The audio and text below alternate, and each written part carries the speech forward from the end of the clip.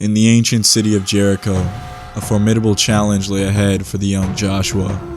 Commanded by the Lord to organize a great assembly to destroy the city using sound alone. Yet amidst the colossal walls of Jericho, the Israelites, led by 7 priests holding 7 sacred ram trumpets, stood firmly in place, and by the order of God, with hearts pounding and hands trembling, their horns pierced the air at once. And emboldened by the Ark of the Covenant, the Israelites raised a mighty shout. And by this divine sound alone, the great walls of Jericho came crashing down at the feet of Joshua, like a rumble in the earth. This ancient religious story and many others like it all point to a divine and transformative nature of sound. How is it that all these unrelated traditions and cultures harmoniously elevate sound to cosmic significance and are able to enlighten us to practices that have measured transformative physical, mental, and spiritual abilities? To answer this question, let us take a look at the birthplace of some of the most influential traditions across humanity, the East. In Eastern tradition and religions, sound holds a profound cosmic and spiritual significance that resonates across various belief systems such as Buddhism, Taoism, and Hinduism. Buddhism has an abundance of different traditions, teachings, and mantras from all over the world, and each practitioner has their own form of higher connection. But across different forms, sound serves the purpose of being able to connect individuals to a higher form and free them from the cycle of dukkha or suffering as a result of lower desire. Each syllable of sacred utterance or a mantra produces a frequency to correspond to different aspects of enlightenment, such as Om Mani Padme Hum, which translates to something like homage in the jewel of the lotus. Written in the 8th century, the Tibetan Book of the Dead serves as a Buddhist guide to ease the consciousness of a person into the afterlife. That is the radiance of thine own true nature. Recognize it. From the midst of that radiance, the natural sound of reality, reverberating like 1,000 thunders, simultaneously sounding, will come. That is the natural sound of thine own real self. In this text, death is not silence. Death is the sound of pure reality, with the real self resonating to the tune of vast cosmic radiance. In the Hindu teaching, this same primordial sound of reality is the Om. Not only in death, but in creation itself, the divine vibration of the Om was the force which manifested reality from the formless Brahman. In Hindu real-world practice, sacred songs called bhajans have many benefits from devotion, cosmic harmonizing, transcendence of ego, meditation, spiritual upliftment, and much more. And lastly, instruments and sacred tools are further harnessed in the Taoist practice, where specific pure frequencies are literally viewed as essential to resonating with the natural world and cosmic energies. The use of a singing bowl, for example, assists the individual in reaching a state of deep focus or tranquility and can restore the flow of qi or vital energy throughout the body. The philosophy of Wu Wei, meaning effortless action, is the act of observance or attunement to the subtle rhythms of existence and harmonizing with the Tao as it pervades all things in life and is all things which we experience. Now, let's take a look at the West. Throughout the Abrahamic religions, the Word of God is elevated to primary divine significance. The book of John opens with the verse, "In the beginning was the Word, and the Word was with God, and the Word was God." In the written text, the word "word" is capitalized to illuminate that the Word itself is literally God, and that the Word is divine and primary to creation. The significance of the Word of God, meaning the text of the Bible, is a constituent element of the Christian doctrine and has formed and manifested the significance of the Word into Western civilization for millennia.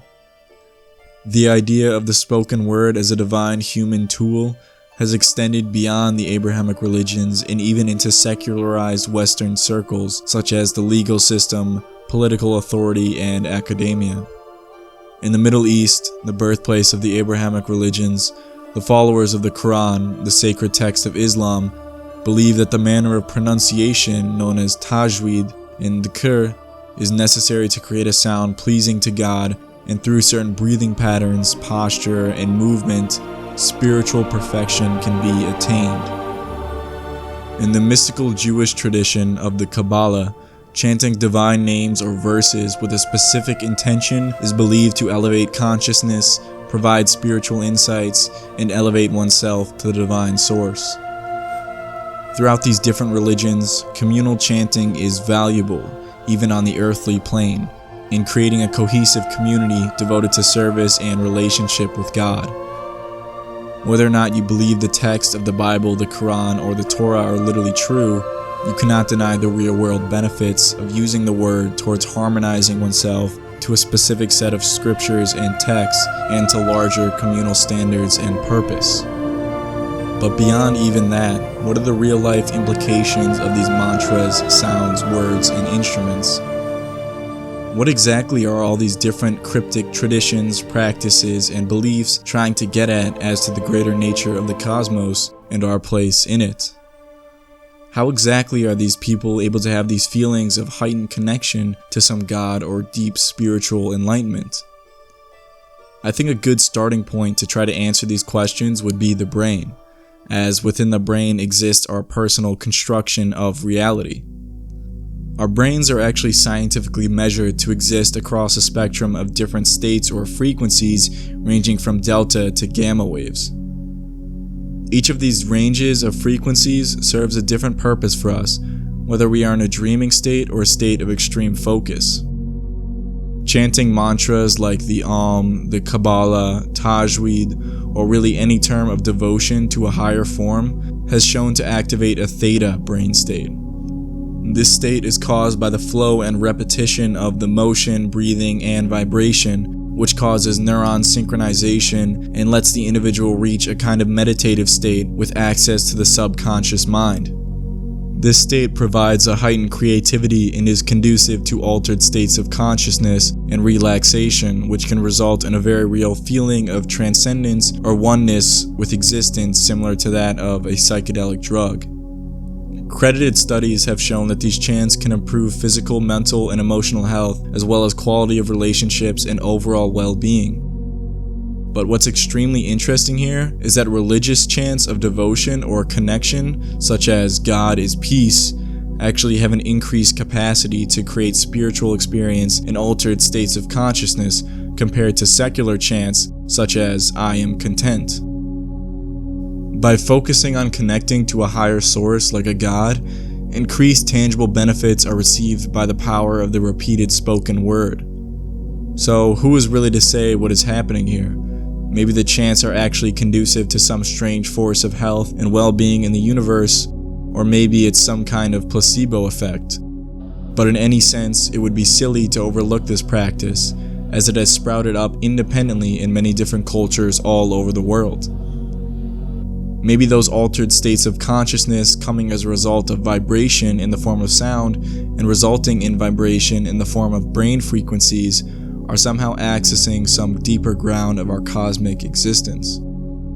After all, whatever happens in the brain to make these benefits and experiences occur is in the realm of consciousness, which we know absolutely nothing about, except for the fact that it may be primary to reality.